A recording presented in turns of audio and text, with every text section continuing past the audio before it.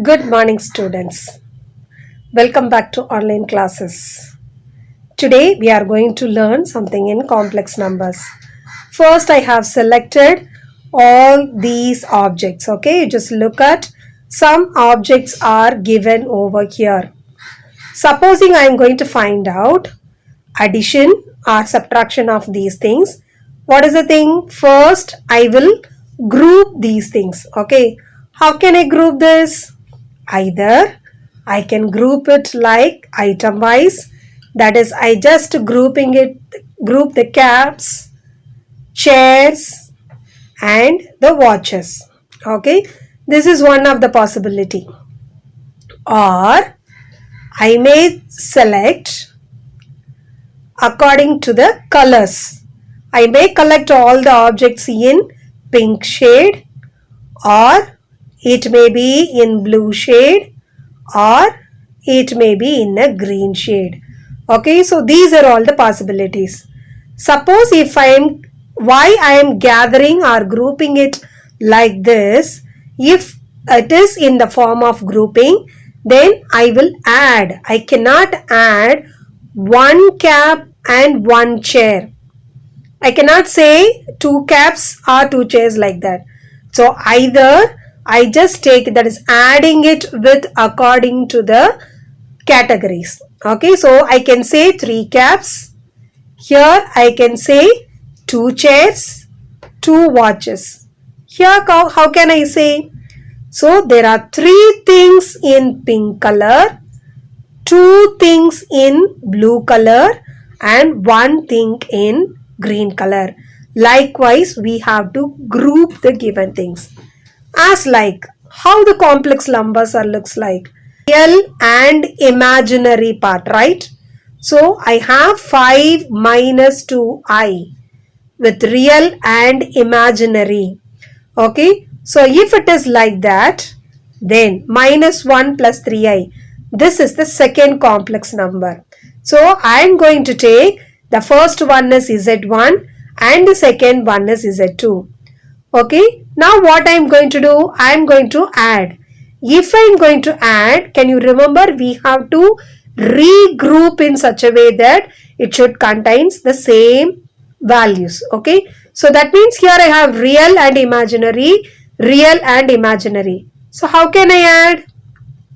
Just think, how can we add these things? So before I am adding, I have to regroup this. How can I regroup it? Real part with real part, imaginary part with imaginary part. Is that clear? So therefore, if I am finding z1 plus z2, then first I have to take the real parts. So here real is 5 and minus 1.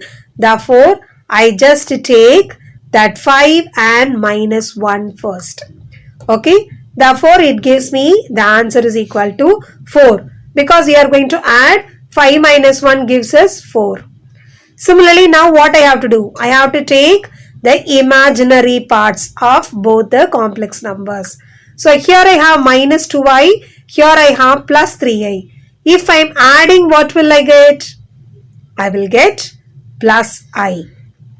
Okay, so this is an addition of two complex numbers. How are we adding? We are adding the real part separately and the imaginary part separately. Then we are writing that together. We will get a new complex number. Similarly, if I am going to subtract it. If I am subtracting it, then I am just writing z1 first minus of the second one. So since I have minus in the second part, I have to take that sign inside. Then minus into minus becomes plus. Here it becomes minus. Therefore, it will be taken as 5 minus 2i plus 1 minus 3i. Now what I have to do? Again, I have to regroup. I have to count only the real parts together and the imaginary parts together. Therefore, it will be 6 minus 5i. That is z1 minus z2. Is that clear, children? Now, we are going to take the same thing. z1 is 5 minus 2y and z is equal to minus 1 plus 3i. but I am going to find out the multiplication. So if I am going to find out a multiplication of any two complex numbers, ask like the multiplication sign. Can you remember? Plus into plus is equal to plus. As like you just remember, real part into real part gives us real part. Because 5 into minus 1, there is no I. I will get only a real part. Okay. If I multiplying imaginary part with imaginary part, then also I will get real part. Like minus into minus gives me plus. Okay. So how it is possible? Because I into I gives me I square. For I square we know the value that is equal to minus 1. So it becomes real. So you just as like the mathematical multiplication, you just take minus plus into plus gives us plus, minus into minus gives us plus. So the same thing we are doing it with imaginary. So real part into imaginary, 1 plus 1 minus. What will be the answer? Minus. Therefore imaginary part. Similarly, imaginary part into real part, minus into plus. Then also I will get the imaginary part. Okay, so now we are going to add it. I am taking only the real. So 5 into minus 1. That gives me an answer as minus 5. Now what I have to do? I have to take imaginary into imaginary. So what is the imaginary in the first one? Minus 2i. In the second one it will be 3i. So 2 3s are 6. But I have minus into plus. Therefore I will get minus 6i.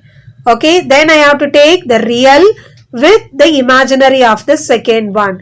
So 5 3s are 15i. Okay. So next one is I am taking the imaginary with the real part of the first one. Therefore it will be plus 2i. Okay. Now we have to simplify this. So minus 5 plus 6, because the value of I square is equal to minus 1. Now I can add these two, then it will gives me 17i. So here also I can add these two because these two are real numbers. Therefore the answer will be 1 plus 17i. Okay. Now if z is equal to 2 plus 3i, then represent z, iz and minus iz in Argand diagram. Okay. Z minus iz and z minus iz in Argand diagram. So now first I am taking z in the ordered pair like x and y. Always real part represents x, imaginary part represents y. So 2 comma 3. Now what I need? I need minus iz. That means I have to multiply this value by minus I, that's it. So minus I into 2 becomes, I will get minus 2y minus 3i square. So what is the value of I square? Minus 1. Therefore it will be minus 2y plus 3. This is the real part. This is the imaginary part. Therefore I should write 3 first. So 3 comma minus 2. Right? Next I need z minus iz. What is z? 2 comma 3. What is minus iz? 3 comma minus 2. That means I should add these two values. So if I am adding, then I will get 2 plus 3 is 5 and 3 minus 2 is 1. Now I have to mark all these things in Argand diagram. Argand diagram means it is simply how we are marking it on a graph.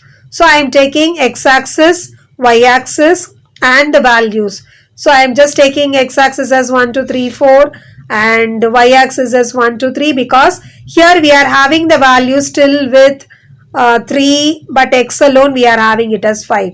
So just we are marking all these 3 points on the graph. This is called Argand diagram. So for that, here we have to connect it from the origin to each of the points. So if I am connecting that, then I will get a point to 2 to 3, then 5 comma 1, then I can take it as 2, 3 comma minus 2 and then I can join it like this. So this is called the Argand diagram. Is that clear, children? Now find the values of x and y if the complex numbers they are given which are equal. So the two complex numbers are equal they have given. That means I am taking the first complex number that is equal to second complex number. To differentiate that, I am giving it like this.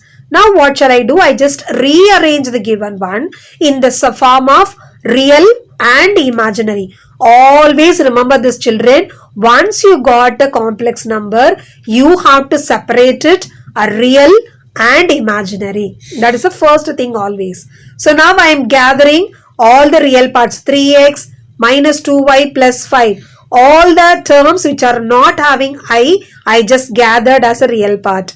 Then all the terms which are having I have gathered as an imaginary part. Likewise, I am going to do that in the right side also. So if I am doing it like this, you just look at here also I have a real part, here also I have a real part. Imaginary, and here also I have imaginary. That means always if it is equal means I can equate only real with real, imaginary with imaginary. I can't equate real with imaginary. Both are different. So equal in the sense real should be equated to real, imaginary should be equated to imaginary. That means I will get 3x minus 2y plus 5. Here what is the real part? 2x minus y plus 3. Shall I bring everything to the other side? If I am bringing, there is a change in the second term. So this one becomes minus, this is plus, this is minus. Now we can simplify. If I am simplifying, I am getting the equation. Let me mark this is equation 1. Now what is the next step? I have to equate imaginary with imaginary. So if I am equating imaginary parts, then I will get the values like this. I am bringing that to the left side. Then there is a change of sign. Now I am getting the second equation. Already I got the first equation. Shall we solve these two equations? If I am solving these two equations, then I can get the value as that is minus x plus x gets cancelled. So minus 2y plus 2 equal to 0. So from this minus 2y equal to minus 2, y is equal to 1. Substitute this in the first equation. Therefore, we will get the value of x is equal to minus 1. So what are the values? X is equal to minus 1 and y is equal to 1. These two are the needed values. Okay. Suppose Z1 is given, Z2 is given and Z3 is given. Okay. Now we have to check, that is all the properties are held in complex number. What are all the properties we have? Associative, commutative.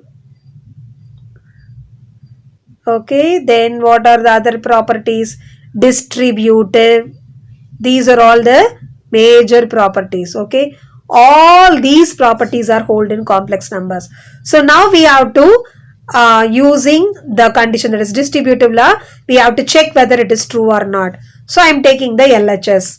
So what is the LHS? Z1 plus Z2 into Z3. What is Z1? I am just substituting these values. So now I have to multiply. How can I multiply? Each term should be multiplied by, that is 3 will be multiplied by these two terms. So 3 5s are 15, 3 into 4, 12i. Then minus 7 into I into 5 is minus 35i, then minus 28i square. But what is the value of I square? That is equal to minus 1. So here I can subtract it, then I will get 28. Now I can gather these two, therefore it will be equal to 43 minus 23i. This is my LHS. Now I have to find out RHS. What is RHS? Z1, Z3 plus Z2, Z3. Just multiply that. So if I am multiplying that, then 3 into this is nothing but 15 plus 12i and minus 7i into this is minus 35i into minus 28i square. So we know that I square value is 1. So if I am simplifying that, I will get 43 minus 23i. So LHS is equal to RHS. Therefore, this distributive law is held in complex numbers. Okay. Now, find the additive and multiplicative inverse of the value is Z is equal to minus 3 minus 4i. Additive inverse means if I have a value A, then additive inverse is nothing but minus A. If I have A, then multiplicative inverse is nothing but 1 by A. That's all. It's reciprocal. So the same thing here we are going to do. So additive inverse is nothing but minus Z. Therefore, just to take a negative sign of minus 3 and minus 4i, it will be 3 plus 4i. Next, I have to find out multiplicative inverse. So 1 divided by Z. 1 divided by z is nothing but 1 divided by the given one. Now, I don't want my denominator is with complex number. That is imaginary part. So, I have to take a conjugate. If I am taking a conjugate, I will get a value like this. So, then what shall I do? Then I have to multiply this. If I am multiplying here, a plus b, a minus b, but a plus ib, a minus ib gives me an answer as a square plus b square. Therefore, here it becomes 3 square is 9, 4 square is 16. 1 into this is the same number. So, if I simplify that, then I will get minus 3 plus 4i divided by 25 is the multiplicative inverse of this particular z. Today's fact is 0. The first evidence we have of 0 is from the Sumerian culture in Mesopotamia some 5,000 years ago. That's amazing, right? And here we are having some evidences which was taken from the olden sculptures. 0 is an important part of the number system in India.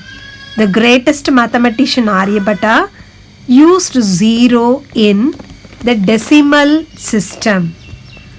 0 is a symbol for concept of nothing or having nothing, but it is valuable too. Practice problems. Exercise 2.2, problem number 1, subdivisions 3, 5 and 6, and exercise 2.3, problem number 1, subdivision 2. Do all these problems in your classwork. Thank you, children.